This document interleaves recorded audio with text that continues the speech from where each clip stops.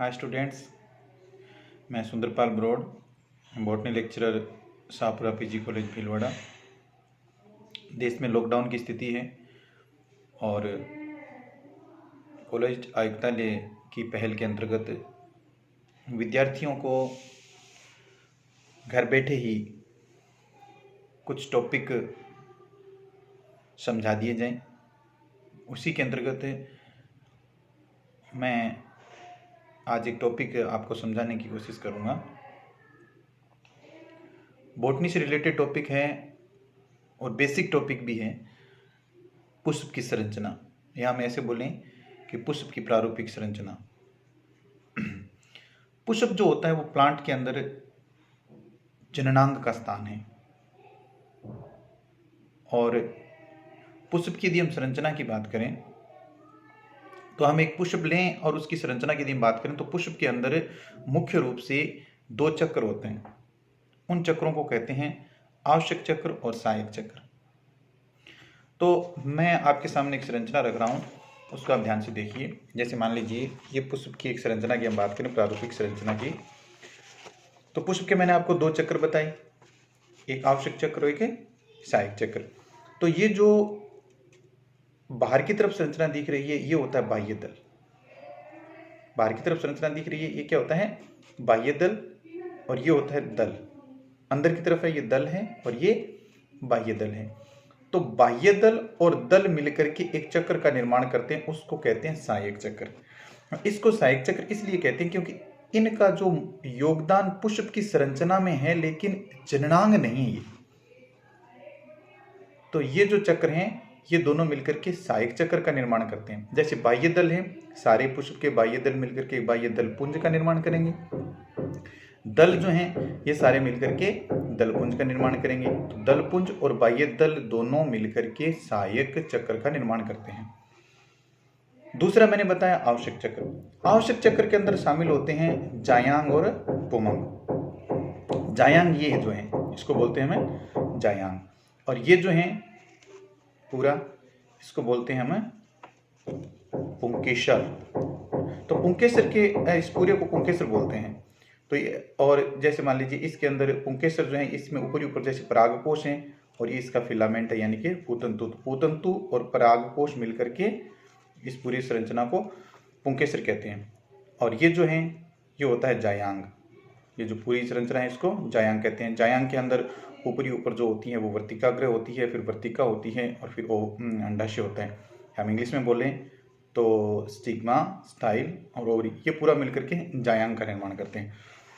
जायांग के अंदर की तरफ यहाँ की यदि बात करें तो ये नीचे जो है ओवरी है, अंडाशय है। अंडाशय के अंदर अंडप होते हैं, जो ये अंडप यहाँ पर दिखाई दे रहे हैं ये अंडप है। तो ये जो मान लीजिए कि जायांग और पुमंग ये जो मिलकर के दोनों संरचना का एक अंदर वाला चक्र का निर्माण करते हैं, उसको बोलते हैं हमें आवश्यक चक्र।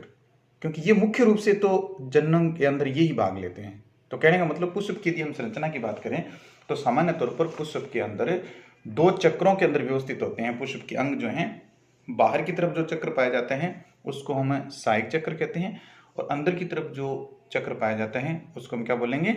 आवश्यक चक्र बोलते हैं। आवश्यक चक्र के अंदर पुमंग और जायांग को शामिल किया गया है, और जो सहायक चक्र है उसके अंदर बाह्य दल और दलों को शामिल किया गया है। इसके बाद हम यदि बात करें इसके अंदर तो यहाँ पर जो ओवरी हैं, ओवरी के अंदर जो हैं विभिन्न प्रकार के अंडप लगे होते हैं। उसके बाद इसकी ओवरी जो हैं जिसके ऊपर टिकी हुई है वो है पुष्पासन। ओवरी जिस पर टिकी हुई है ये पुष्पासन होता है। ये संरचना इसकी पुष्पासन होती है। ये तो पुष्प की सामान्यतः संरचना की बात होगी कि इसमें बाह्य दल हो गए, पुमंग हो गए, जायांग हो गए। एक इसमें जो इंपॉर्टेंट चीज ये आती है कि जब हम पुष्प की का, ये तो साधारण डायग्राम है, एक हम पुष्प चित्र भी बनाते हैं। जैसे पुष्प चित्र की बात करें, जैसे ये पुष्प चित्र है, पुष्प चित्र बना दिया। इसके अंदर सारी चीजें दिख रही है। इसके अंदर बाह्य दल पुंज भी दिख रहे हैं, दल पुंज भी दिख रहे हैं, और दलपुंज की यदि बात करें तो वो दल जो है वो दिख रहे हैं जो दलपुंजों का निर्माण करते हैं। बाह्य दल पुंजों का निर्माण करने वाले बाह्य दल भी दिख रहे हैं। इसके अंदर ओवरी भी किस प्रकार की है वो भी दिख रही है। इसके अंदर पुमंग किस प्रकार के हैं वो भी सारे दिख रहे हैं। लेकिन उससे पहले यदि ये डायग्राम की हम बात करें, ये पुष्प चित्र है, लेकिन हम पुष्प सूत्र की यदि बात करें तो बच्चों की ये समस्या आती है कि पुष्प सूत्र में सर ये जो सिंबल लिखे होते हैं ये क्या हैं, किससे रिलेटेड हैं। तो जो सिंबल लिखे होते हैं उसको मैं आपको बताता हूँ कि पुष्प जो सूत्र हैं उसके अंदर विभिन्न प्रकार के सिंबल लिखे होते हैं। जैसे मान लीजिए कहीं पर BR लिखा हुआ है, BR का लिखा हुआ है, इसका मतलब होता है कि पुष्प के अंदर ब्रैकेट पाए जाएंगे, पुष्प के अंदर ब्रैकेट पाए जाएंगे। जहाँ पर जैसे हमने बात की पुष्प की संरचना के अंदर कि यहाँ पर जो ये बाह्य दल हैं, इस बाह्य दल के बाहर की तरफ और ऐसे पत्ती लाइक स्ट्रक्चर होगी, लीफ लाइक स्ट्रक्चर, वो ब्रैकेट होती है।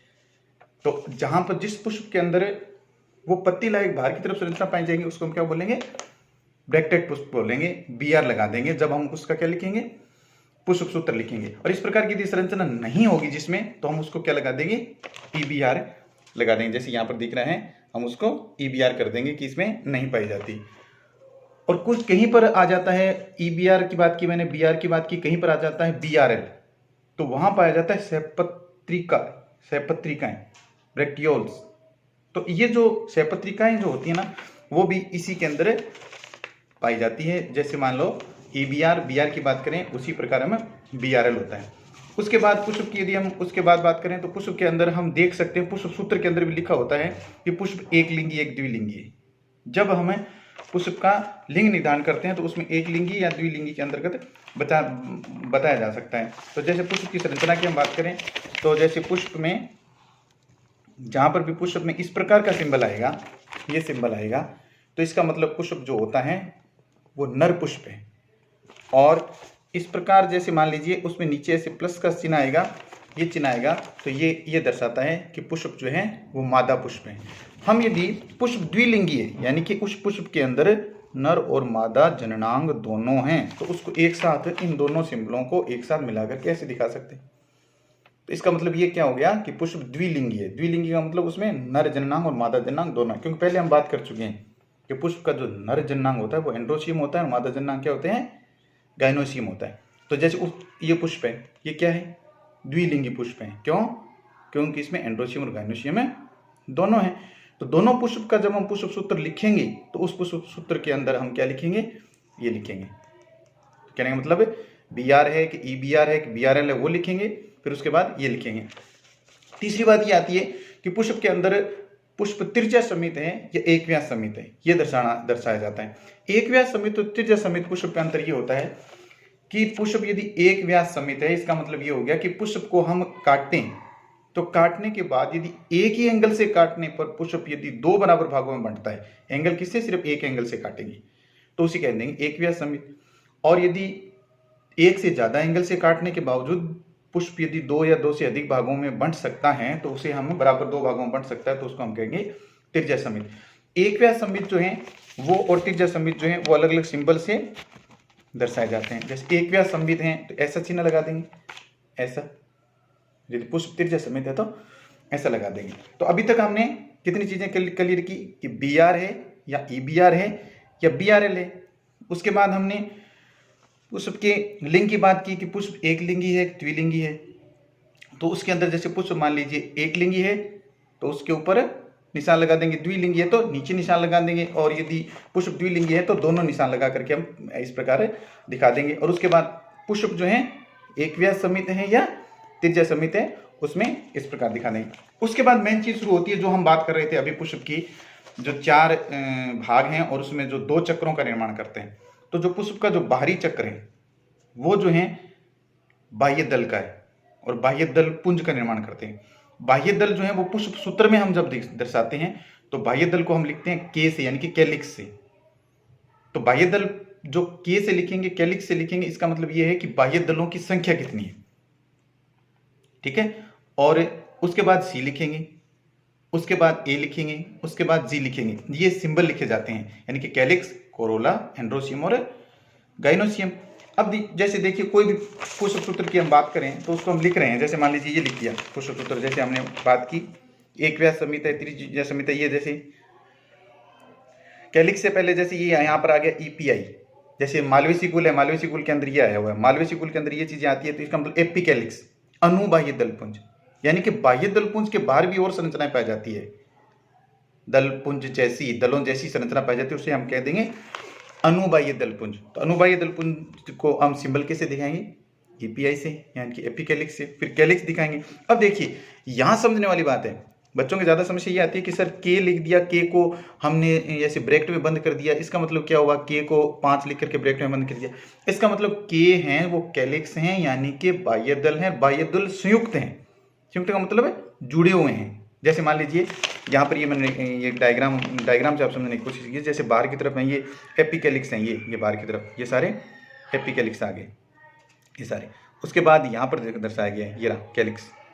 कैलिक्स की बात करें, कैलिक्स 5 हैं और संयुक्त हैं, ये कैलिक्स 1 2 3 4 और 5 और आपस में जुड़े हुए, तो कैलिक्स 5 हैं और आपस में जुड़े हुए हैं, इसलिए इसको के और ब्रैकेट बंद करके उसके अंदर 5 लिख दिया जाता है। इसी प्रकार जैसे कोरोला जैसे सी से दर्शाते हैं, यानी कि दल कितने हैं, दल भी 5 हैं और ये भी संयुक्त हैं। ये देखिए दल 5 रहे, 1 2 3 4 और 5 दल रहे और ये संयुक्त रहे।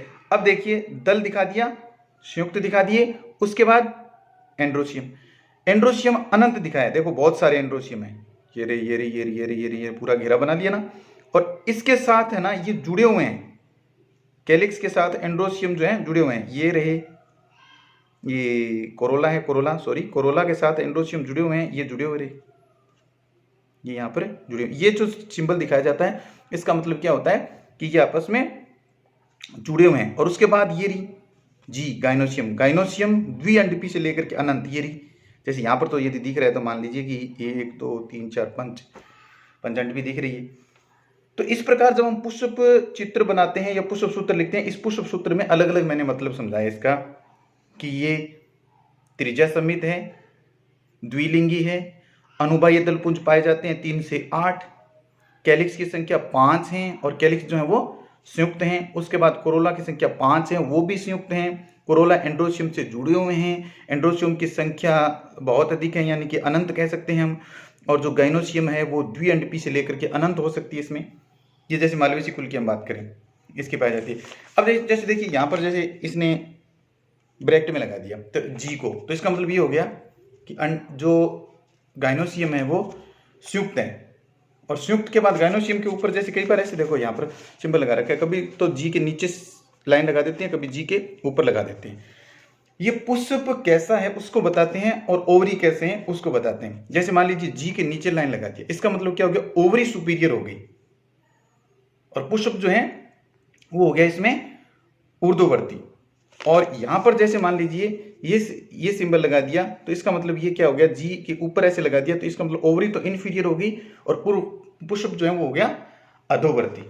ये जो सिंबल होते हैं ये पुष्प चित्र जो हैं, ये इस पुष्प सूत्र से ही हम पुष्प चित्र देख करके आसानी से इसको समझ सकते हैं, इसको समझने में ये आसानी रहती है। ये सारी चीजें हमने बताई है। उसके बाद देखो एक कई जैसे हम लिखते हैं उसके अंदर ग्रेमिनी कुल के अंदर है, उसके अंदर जैसे पी लिखते हैं, पी का मतलब ये होता है पेरियंथ।